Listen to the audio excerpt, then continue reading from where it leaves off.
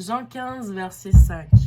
Je suis le cep, vous êtes les sarments. Celui qui demeure en moi et en qui je demeure porte beaucoup de fruits, car sans moi, vous ne pouvez rien faire.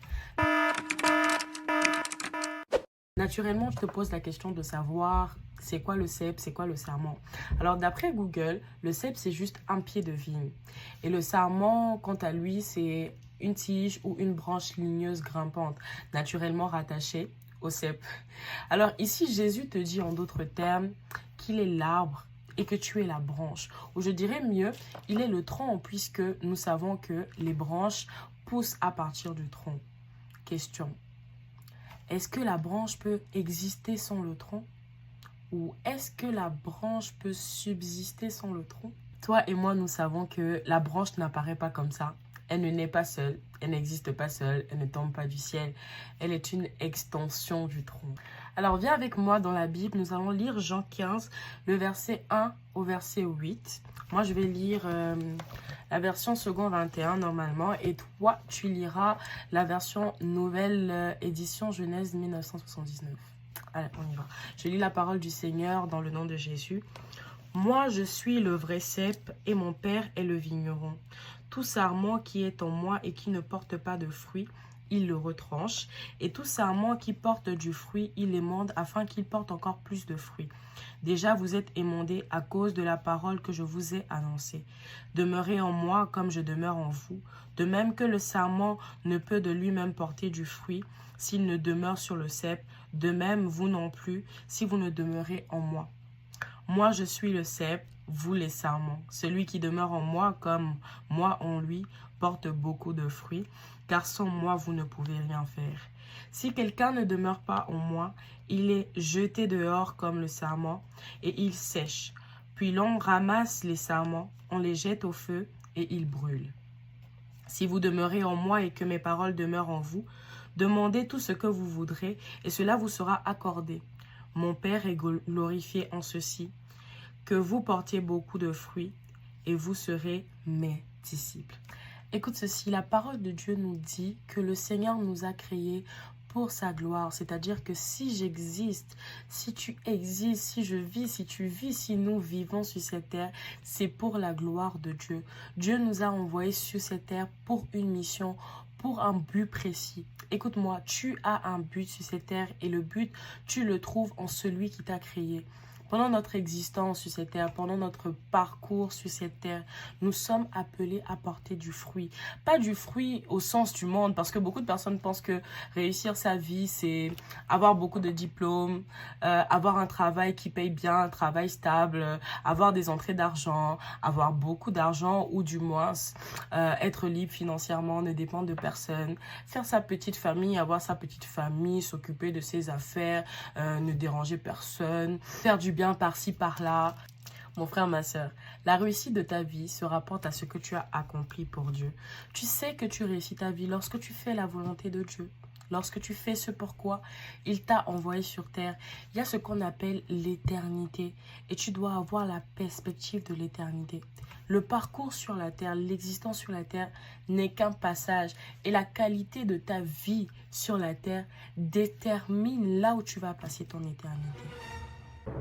La qualité de ta vie sur cette terre détermine là où tu vas passer l'éternité. Sache que lorsque ton temps passera, sache que lorsque ton corps s'éteindra, tu devras rendre des comptes à Dieu.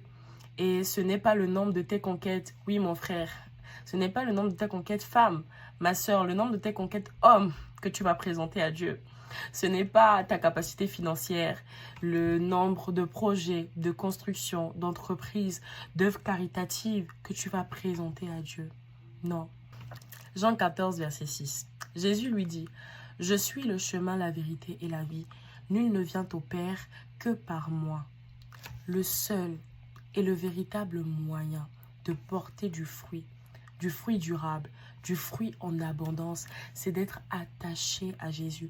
Aussi longtemps que tu seras, aussi longtemps que je serai attaché à Jésus, nous allons porter du fruit et du fruit en abondance. D'après la parole de Dieu, ce que nous comprenons, c'est que nous sommes des branches et par nous-mêmes, il nous est impossible, nous sommes incapables de porter du fruit, encore moins des vrais fruits. Comme les branches qui tirent du tronc. Nous aussi, nous avons Jésus qui est notre source, en qui nous pouvons puiser. De 1, tu n'existes pas sans Jésus. De 2, tu ne peux subsister sans Jésus. Alors, il ne s'agit pas de dire « je suis chrétien, j'ai donné ma vie à Jésus, j'ai grandi dans une famille chrétienne, je suis baptisé, je vais à l'église tous les dimanches, je sers à l'église » pour penser, pour dire que tu portes ou que tu peux porter du fruit. Toutes ces choses ne sont pas mauvaises, au contraire. Mais est-ce que tu as une relation avec Jésus? Est-ce que tu entretiens une relation avec Jésus? Par définition, la relation est l'ensemble des rapports et des liens existants entre personnes qui se rencontrent, se fréquentent, communiquent entre elles.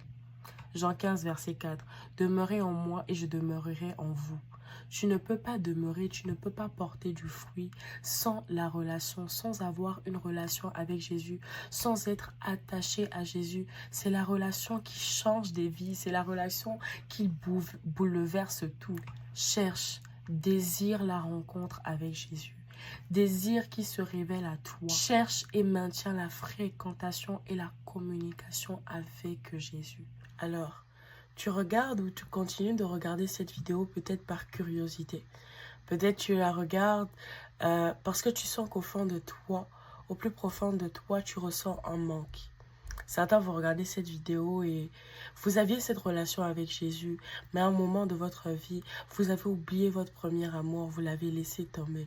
Certains vont regarder cette vidéo et vous avez envie véritablement de marcher avec le Seigneur Jésus, mais vous ne savez pas comment faire, vous ne savez pas par où commencer. Dans tous les cas, je vais partager avec vous une sagesse d'un de nos pères dans la foi, l'apôtre Ivan Castano. Mon frère, ma soeur, sache que le passé est passé et il est définitivement enterré. Tu ne peux plus rien faire pour le passé. Il est passé, tu ne peux plus le toucher. Le plus important, c'est aujourd'hui, c'est le présent, c'est maintenant, car demain est incertain. La Bible même nous le dit, ne vous souciez pas du lendemain, ne vous inquiétez pas du lendemain, car le lendemain aura souci de lui-même. Le plus important, c'est maintenant. Tu ne sais pas là où tu seras demain. Tu ne sais pas ce que tu feras demain. Tu ne sais pas si tu seras même là demain. Ne reporte pas à demain ce que tu peux faire aujourd'hui, parce que ce n'est pas sûr que tu sois là demain. Le plus important, c'est maintenant. Le Seigneur te donne 24 heures. Qu'est-ce que tu fais de tes 24 heures? Qu'est-ce que tu décides de faire de tes 24 heures? Voudrais-tu ou choisis-tu de gaspiller tes 24 heures à chercher les choses de ce monde? Ou est-ce que tu veux prendre la décision de bien faire les choses? Que choisis-tu de faire de tes 24 heures? Laisse le passé où il est. Ne culpabilise pas. Refuse toute pensée de culpabilité. Refuse toute tristesse. Refuse toute pensée, toute forteresse. Refuse toutes ces voix qui vont venir te dire tu ne mérites pas. Tu es trop sale pour revenir à Christ. Tu es trop sale pour avoir une relation avec Christ. Tu ne sais pas comment faire. Tu es quelque part où tu ne peux pas t'en sortir. Il n'y a pas de solution pour moi. Laisse-moi te dire qu'il y a une solution pour toi. Laisse ce qui est passé. Concentre-toi sur le présent. Décide. Prends une décision. Prends une résolution ferme. La Bible nous dit que Daniel s'est résolu. Prends une résolution ferme. Pose le pas. Cherche-le. Va à lui et il viendra à toi selon qu'il est écrit. Approchez-vous de Dieu et il s'approchera de vous. Cherche-le car il est écrit. Demandez, l'on vous donnera. Cherchez et vous trouverez. Frappez et l'on vous ouvrira. Et surtout, cherche-le d'un cœur sincère. Car il est écrit. Vous me chercherez et vous me trouverez seulement si vous me cherchez de tout votre cœur. Alors tu vas me poser la question, Lorraine, comment faire pour poser le pas? Comment poser le pas? Inspiré par l'Esprit de Dieu, je vais t'aider avec 3 choses que tu peux faire. Mais cette liste n'est pas exhaustive. Nous allons lire ensemble Éphésiens 5, le verset 18 au verset 19. Je lis la parole du Seigneur au nom de Jésus. Ne vous enivrez pas de vin, c'est de la débauche. Soyez au contraire remplis de l'Esprit. Entretenez-vous par des psaumes, par des hymnes et par des cantiques spirituels, chantant et célébrant de tout votre cœur les louanges du Seigneur. Amen. Alors, premier point, choisis. Décide de rendre ton environnement propice à la communion avec l'Esprit de Dieu, à la communion avec Jésus. Il y a plein de plateformes, YouTube, Spotify, ce que tu veux. Cherche des chants, même des chants de louange, des chants d'adoration, des chants de célébration, des chants qui appellent la présence de Dieu, des chants qui appellent l'Esprit de Dieu, des chants où tu entends les paroles, où c'est vraiment des soupirs qui crient à Dieu, Seigneur, j'ai besoin de toi, je ne suis rien sans toi, je te veux, je te désire, je te cherche de tout mon cœur. Ce genre de chant-là, écoute. Ne fais pas qu'écouter, chante. Ne fais pas que chanter. Désire de tout ton cœur, désire, soupire. Ne fais pas que désirer, ne fais pas que chanter, danse. Danse également. Tu peux danser seul. Tu n'as pas besoin d'être avec beaucoup de personnes. Même dans l'intimité toute seule, tout seul, tu peux danser pour la gloire de Dieu. Car c'est une manière de le célébrer. C'est une manière de mettre à disposition tout ton corps pour lui, pour le célébrer, pour le louer. Mais surtout, ce n'est pas quelque chose que tu vas faire en une fois. Ce n'est pas quelque chose que tu vas faire peut-être ce mois et après ça va faire au mois prochain ou dans 2 mois. Non. La fréquence est importante. Cette démarche, il faut que tu le fasses régulièrement, tous les jours. Tu dois le faire continuellement, tous les jours, persévérer, persister, car c'est ça qui va montrer ta soif. Il ne s'agit pas de faire des prières toutes faites, il ne s'agit pas de dire des choses comme ça. Non, il faut la soif. Le Seigneur répond à la soif. Il donne de l'eau à celui qui a soif. Il donne à manger à celui qui a faim. Comme une biche soupire auprès des courants d'eau. Ainsi, mon âme soupire après toi. Oui, David pouvait le dire, il s'agit de soif.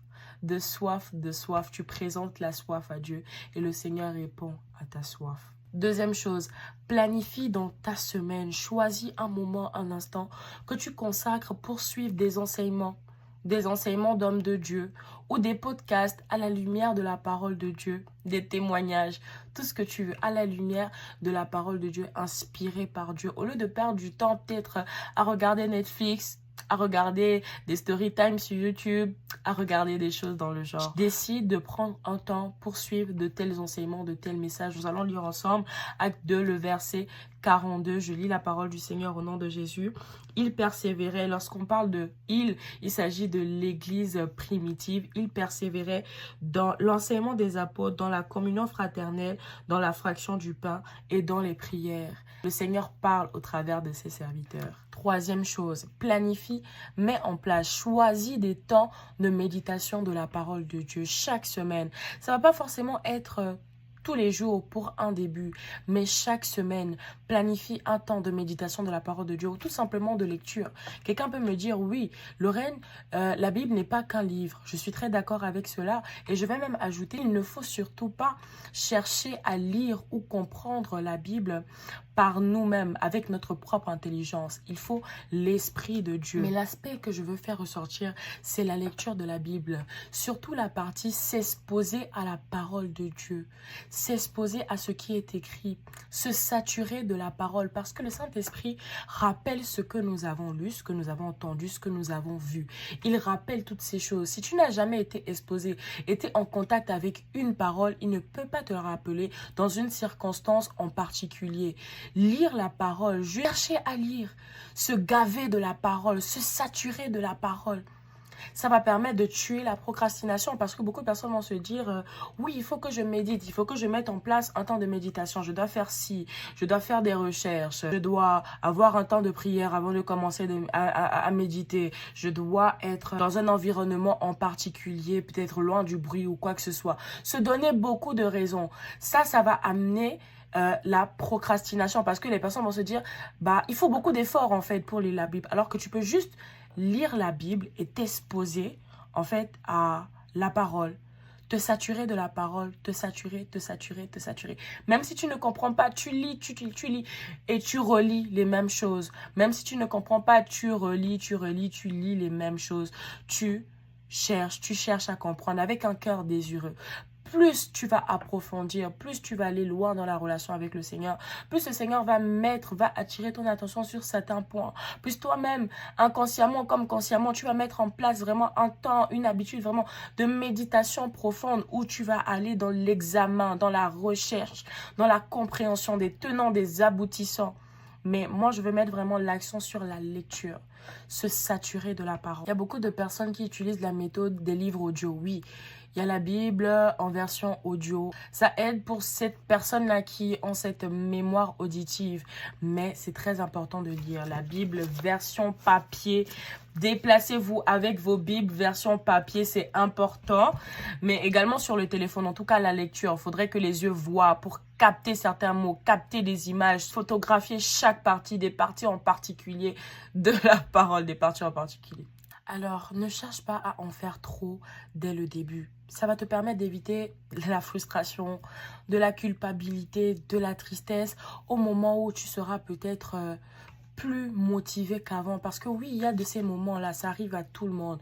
Des moments où on n'est pas tout le temps en feu. Des moments où voilà, on a la flemme, on est fatigué. Cette fois, le juste tombe, mais il se relève. Donc, dès le début, ne cherche pas à faire grand-chose. Ne cherche pas à te surcharger. Déjà que c'est le début. Tu dois habituer ton organisme.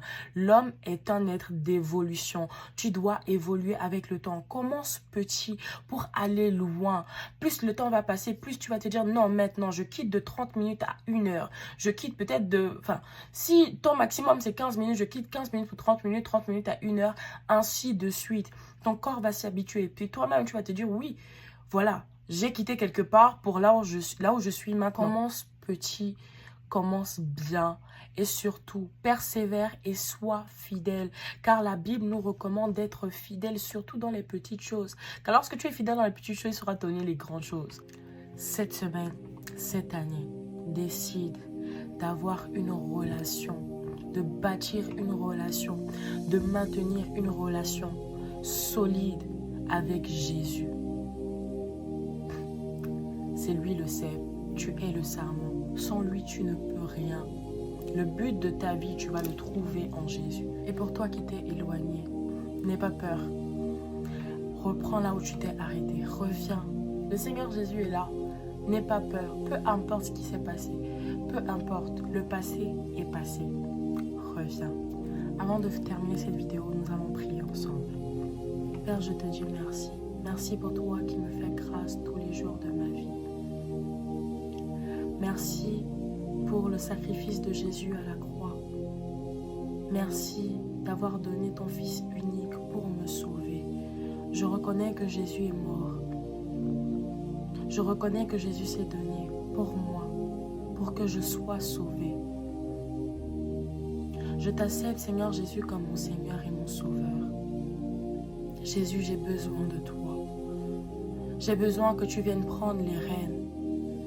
Je ne peux rien sans toi. Il est écrit, ce n'est ni par la force ni par la puissance, mais c'est par l'Esprit de Dieu. En toute humilité, Seigneur Jésus, je suis incapable sans toi. J'ai besoin de toi. Viens prendre le contrôle dans ma vie. Je veux te connaître. Révèle-toi à moi. Donne-moi de l'amour pour ta parole. Donne-moi de l'amour pour toi, car je suis consciente que je ne peux pas t'aimer par moi-même. Je suis consciente que je ne peux pas te chercher par moi-même. Je suis consciente que cette soif dont j'ai besoin, je ne peux pas l'avoir par moi-même. Esprit de Dieu, j'ai besoin de toi. J'ai besoin de l'amour de Dieu. J'ai besoin de t'aimer. Esprit de Dieu, viens mettre en moi la soif. La soif de communier. La soif de te chercher davantage, la soif de connaître ta parole. Je te donne mon cœur, je te donne ma vie. Que la gloire te revienne parce que tu le fais. Je te dis merci à toi qui entends les soupirs, à toi qui entends le cri du cœur, à toi qui réponds à la soif. Que la gloire te revienne. Dans le nom de Jésus, j'ai prié. Amen. Et pour toi qui a perdu cet amour-là en chemin, nous allons faire une prière spéciale ensemble. Tu vas juste prier avec moi. Seigneur Jésus, je te dis merci. Merci pour ta présence dans ma vie. Merci parce que je reconnais que malgré mes fautes, malgré le fait que je me sois éloignée de toi, tu as toujours été avec moi. Tu es avec moi. Tu ne me laisses pas. Seigneur, je veux revenir à toi. Pardonne-moi de t'avoir oublié. Pardonne-moi de t'avoir mis au second plan. Pardonne-moi d'avoir fait les choses jusqu'ici sans toi. Je te demande pardon d'un cœur sincère, d'un cœur véritable. Je reconnais que je ne suis rien sans toi. Je reconnais que je ne peux rien sans toi. Mes forces m'ont porté jusqu'ici. Seigneur, j'abandonne, je lâche prise. Je veux revenir à toi. Révèle-toi encore à moi. Fais-moi grâce encore de communier avec toi. Fais-moi grâce encore de continuer là où je me suis arrêtée. Fais-moi grâce, Seigneur, j'ai besoin de toi. Viens prendre les rênes de ma vie. Viens prendre le contrôle. Il est écrit, cherchez premièrement le royaume et la justice de Dieu et toutes choses seront données par-dessus tout. Seigneur, fais-moi grâce de te chercher en premier, de te mettre en premier dans tous les aspects de ma vie, de te mettre en premier dans tout ce que j'entreprends, de te mettre en premier au début de ma vie, au commencement de mes journées, au commencement de tout ce que je veux faire, de mes plans, de mes projets, de mes activités. Seigneur, j'ai besoin de toi. Mon corps, mon âme, mon être tout entier soupire après toi. Viens prendre le contrôle. Merci à toi qui me fais grâce de continuer avec toi. À toi qui me donne encore cette opportunité de marcher avec toi. Permets-moi, Seigneur, de ne pas la fouler aux pieds. Permets-moi, Seigneur, de m'accrocher, de rester attaché à toi. J'ai besoin de toi, Saint-Esprit. J'ai besoin de toi pour continuer. J'ai besoin de toi pour persévérer. Viens dans ma vie. Viens dans mon cœur. Prends la place qui t'est due. Dans le nom de Jésus, j'ai prié. Et je dis Amen. Amen. Que le Seigneur te bénisse. N'oublie pas, Jésus t'aime.